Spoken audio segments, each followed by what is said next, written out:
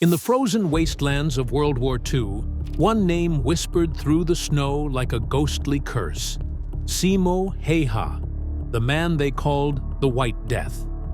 With nothing more than a bolt-action rifle, a pocket full of ammunition, and the cover of endless white, he hunted Soviet soldiers with terrifying precision. Over 500 kills were credited to him, yet behind the legend lies a darker truth. One few dare to tell. How did a quiet Finnish farmer become the most feared sniper in history? What toll did this burden place on his body and mind? And what secret about his survival would shock even the men who thought him invincible? Tonight, we peel back the myth and expose the chilling reality of the White Death. But be warned, what you'll discover as this story unfolds is far more unsettling than the legend itself. And the darkest revelations are still to come. Before the world knew him as the White Death, Simo Häyhä was just a quiet farmer born in 1905 in Rautjärvi, Finland, near the Russian border. His early life was simple, almost insignificant. He worked the land, tended to livestock, and hunted in the forests that blanketed Finland's rugged countryside. But what seemed like an ordinary childhood was forging the instincts of a predator. From a young age, Simo learned to shoot while hunting birds and deer for food. He used an iron-sighted rifle, no optics, no luxuries, just patience, precision, and a steady hand. By the time he was an adult, he could hit targets others couldn't even see. In his village, people knew him as a man of few words, calm and reserved. Nobody could have guessed he would become one of the deadliest snipers in history. When the Winter War erupted in November 1939, Finland was invaded by the Soviet Union. Vastly outnumbered and under-equipped, Finland's soldiers faced an impossible task: fighting off the Red Army's war machine. It was in this crucible that Simo volunteered, not because he craved blood, but because his country was under threat. Equipped with his personal M/28-30 rifle, a variant of the Mosin Nagant, and wearing his handmade white camouflage suit, he disappeared into the snow. He wasn't tall, barely 5'3", and yet his small frame made him harder to spot in the landscape. The Soviets would soon learn that in the forests of Karelia, death could come silently, with no warning, from a man they would never see. What began as survival would quickly grow into legend.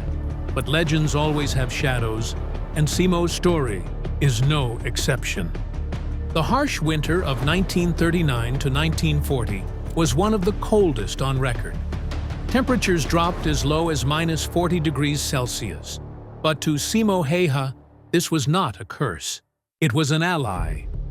While Soviet soldiers froze in ill-prepared uniforms, Simo blended seamlessly into the blizzard. He packed snow in front of his position to hide his breath and prevent the rifle's muzzle flash from being seen. He even kept snow in his mouth so warm, steam wouldn't betray his location. These small, chilling details made him a phantom.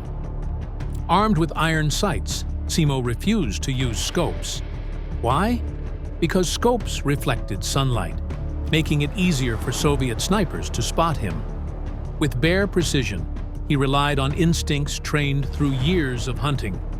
One shot, one kill. No wasted ammunition. Soviet troops advancing through the forest would suddenly fall, struck by a bullet they never heard coming. Panic spread quickly. Soldiers began whispering of an invisible executioner, the White Death. To them, he was not human. He was a nightmare wearing a mask of snow.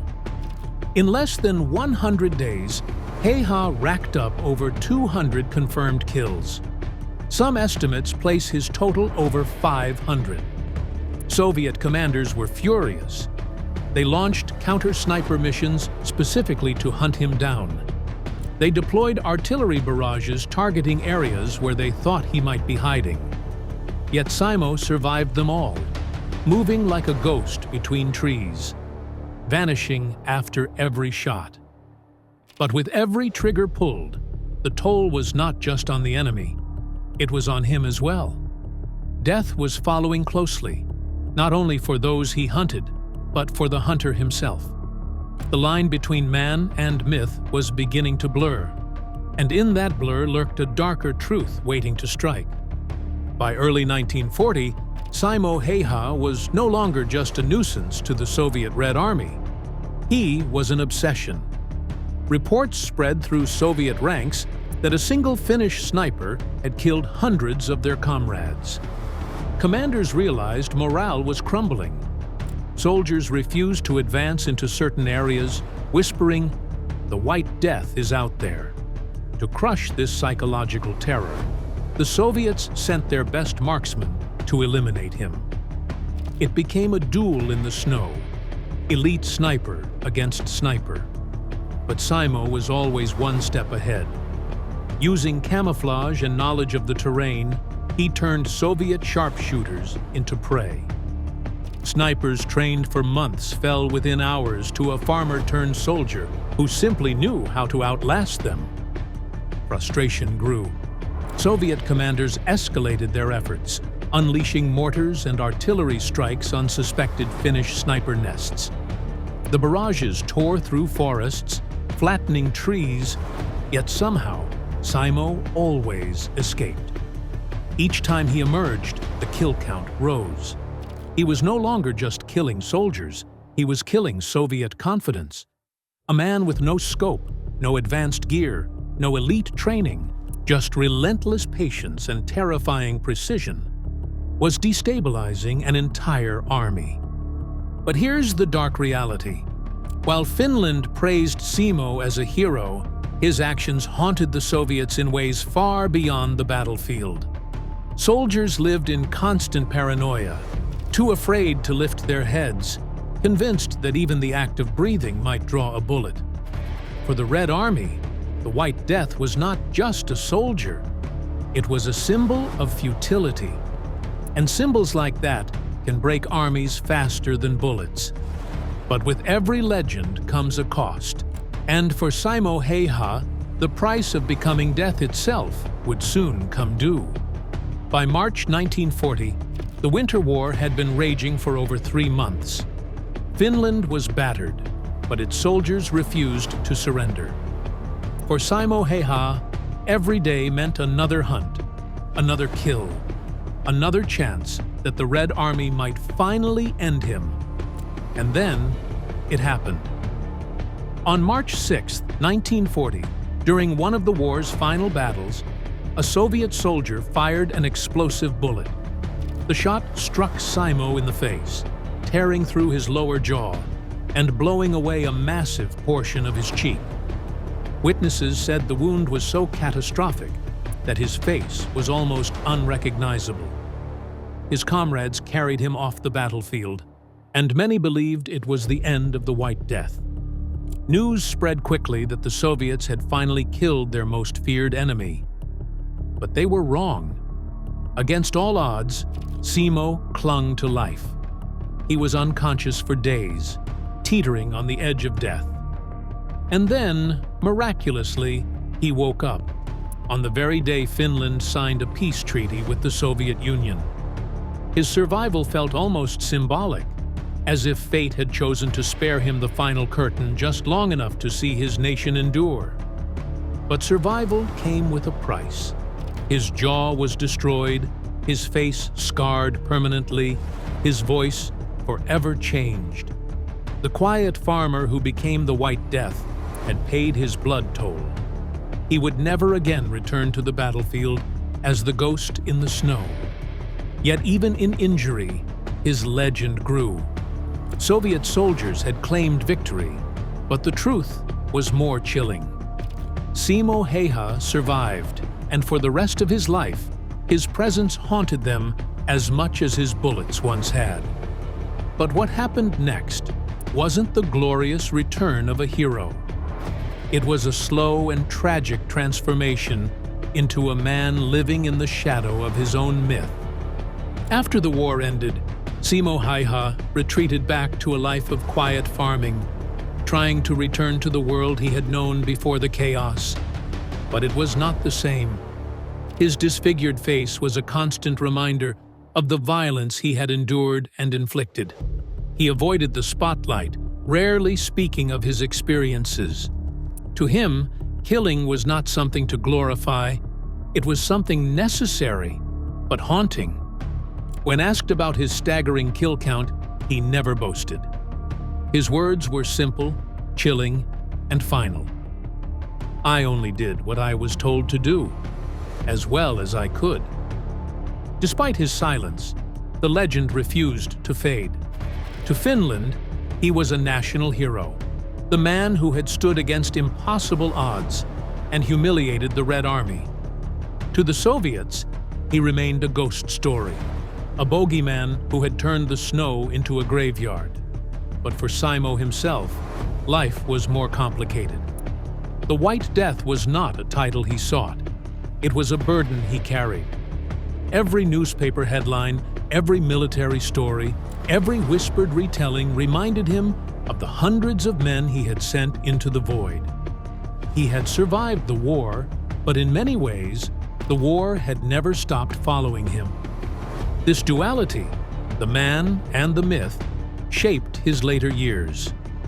He continued to hunt and spend time in nature, as if trying to reconnect with the simple life he had before. Yet, he could never fully escape the shadow of what he had done. The snow, once a place of peace, had become the stage of his most haunting memories. And as Finland modernized and the world moved forward, Simo remained in the background, scarred, silent, and misunderstood. The question lingered: how does a man live after becoming death itself? As years turned into decades, Simo Häyhä became less a man and more a legend told in hushed tones. Historians marveled at his efficiency, comparing his kill record to mythical warriors. Military scholars dissected his methods, teaching generations of snipers how one man turned an ordinary rifle into an unstoppable weapon. But for Simo, the attention was unwanted. He never celebrated his deeds, never sought fame, and never claimed to be extraordinary. To him, it had all been about duty, survival, and protecting his homeland. Yet that sense of duty had come with an unbearable weight. He bore not only physical scars, but invisible ones. Though he never publicly spoke of nightmares or guilt, those close to him described a man who kept to himself, guarded and withdrawn. The silence wasn't pride, it was protection. How could anyone truly understand what it meant to spend 100 days watching men fall through the lens of a rifle? How could anyone understand the loneliness of becoming a myth while still being human?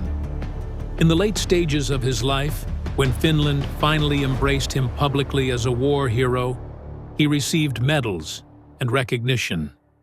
But even then, he never bragged. When journalists asked him how he managed such a kill count, his answer was unsettling in its simplicity. By practice. No theatrics, no bravado, just the quiet explanation of a man who had spent his life turning precision into survival. And yet, beneath the calm, one truth remained. Legends are not born without cost. Simo Häyhä had become the White Death, and though it saved his nation, it also condemned him to live the rest of his days as both celebrated and haunted. Later in this video, we'll explore the chilling legacy he left behind and why, even today, soldiers around the world still whisper his name as a warning. Even long after the Winter War ended, the Soviets could not erase the terror of Simo Häyhä's presence. In Soviet training manuals, stories circulated about a phantom sniper who could kill entire platoons without ever being seen. Soldiers whispered about him like children whispering about a monster in the dark. To them, the White Death wasn't just a man, it was proof that even an entire army could be brought to its knees by a single individual. This reputation followed Simo through the decades, whether he wanted it or not. For Finland, his existence was a matter of pride. He represented the defiance of a small nation against one of the largest armies on Earth. Yet for Simo himself, being turned into a legend was almost ironic. He was not a man of speeches or politics. He was a farmer who had been thrust into history's bloodiest stage. He once admitted that he preferred a day of hunting moose in the Finnish forests over any talk of war or medals. To him, peace and nature were what mattered, not stories of death. But no matter how far he tried to step away, the world kept pulling him back. Military historians traveled from across the globe to meet him. Young soldiers wanted to shake his hand. Journalists wanted his story. And every time Simo gave little more than a shrug and a short answer. His humility only deepened the aura of mystery. It was as if he was quietly reminding the world that heroes are not always willing participants in their own myths. Yet behind that silence, the truth lingered. While the world saw the White Death, Simo lived every day with the ghosts of men who never returned home. As old age settled in, Simo's body grew frail, but his legend only grew stronger. By the 1990s, Finland began to fully embrace him as one of its national icons, honoring him for his service during the Winter War. Photographs from his later years show a man whose face was still scarred from that explosive bullet decades earlier, yet his eyes remained sharp, carrying the same quiet intensity that had made him unstoppable in the snow. He never remarried, never had children, and lived a life of solitude, caring for his farm and hunting in the woods whenever possible. For those who met him in person, he was polite, humble, and remarkably soft-spoken. He did not tell war stories at length, nor did he glorify the killing that had made him famous. Instead, he focused on small things: the rhythm of daily life, the silence of the forest, the loyalty of his dog. But in private moments, one wonders what memories haunted him. Did he see the faces of the men he shot? Did he replay the moment he nearly died? His face torn apart by a bullet? Or did he simply push those thoughts into silence, as he had done for most of his life? Whatever the case, Simo carried his burdens quietly until the very end. In 2002, at the age of 96, Simo Häyhä passed away. He died not as the White Death, not as a legend, but as a farmer from Finland. Yet the world remembered something else entirely. His funeral was attended by soldiers, historians, and civilians alike, all coming to pay respect to a man who had changed the course of history with nothing more than patience, precision, and a rifle. The man who had tried so hard to fade into the background had, ironically, become immortal. Simo Häyhä's story remains one of the most haunting in the history of warfare. His kill count, over 500 men in less than 100 days, still stands as one of the highest ever recorded by a sniper. But numbers alone cannot explain why his legend continues to grip the imagination. It is not only about what he did, but how he did it. He asked for no special rifle, no advanced technology, no fame. He relied on discipline, patience, and an unshakable will to protect his homeland. To modern soldiers, his tactics are studied as a blueprint of sniper warfare. To historians, he is a reminder of how individuals can shift the balance of wars. And to ordinary people, his story raises deeper questions. How does someone live after becoming death itself? How does a man return to farming after turning a snowy forest into a graveyard? What makes his legacy chilling is that he never bragged, never celebrated, never claimed victory. His words remained as cold and sharp as the winters he fought in. "I did what I was told to do, as well as I could." That single line, stripped of pride, speaks louder than any medal or monument. It is the voice of a man who lived with the weight of his actions every day until the end. Today, Simo Häyhä is remembered as both a hero and a specter. To Finland, he is a symbol of survival against impossible odds. To the Soviet Union, he is the embodiment of fear. And to the world, he remains the White Death, a man who stepped into the snow and changed history forever. His story is not just about war. It is about the silence that follows, the scars that never fade, and the ghosts that walk beside us long after the battle is over.